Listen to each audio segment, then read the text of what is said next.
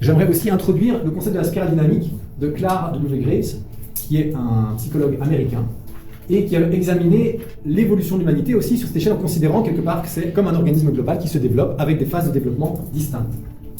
Et donc, lui, il voit par exemple ici les différents niveaux de développement. Le premier, c'est existentiel, animiste, égocentrique, absolutiste, on va regarder après en détail à quoi ça correspond, opportuniste, relativiste, systémique et holistique. Holistique étant le stade final, c'est-à-dire que vous voyez les choses comme un tout, une globalité.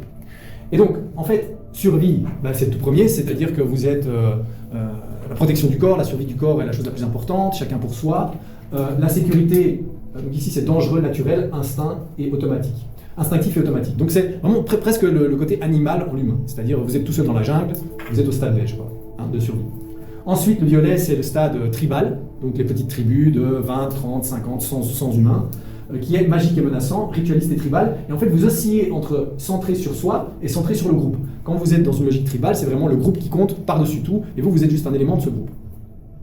Donc c'est sécurité. Vous vous sécurisez en tant que tribu. Puis, on en vient de nouveau à l'expression de soi, c'est le pouvoir. Le pouvoir, jungle à conquérir, assertif, égocentrique. C'est, si vous voulez, l'âge des héros, l'âge des grands héros. Tout le monde veut être le grand héros du clan, le plus fort, celui qui domine, celui qui va vaincre toutes les bêtes, tous les dangers.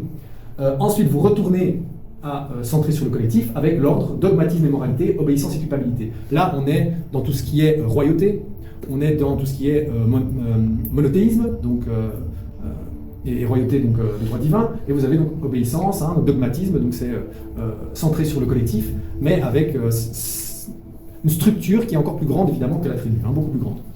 Ensuite, vous revenez vers l'individualisme, opportunité, prospérité, compétitif et pragmatique, ça c'est le capitalisme. Ça c'est vraiment le côté, on est en compétition les uns avec les autres, celui qui va ramener la plus d'argent, qui va l'importance des droits personnels, la protection de la propriété privée, l'état de droit, etc.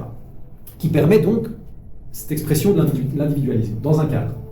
Vous retournez au collectif avec le pluralisme, communauté, humanisme, harmonie relativiste. Ça c'est le côté plus écologiste, vous voyez, un peu le côté, bon c'est très bien la compétition, mais il y a des problèmes quand même, et si on est chacun pour soi, qu'on s'exploite les uns les autres, qu'est-ce que ça va être comme conséquence pour la réalité, etc.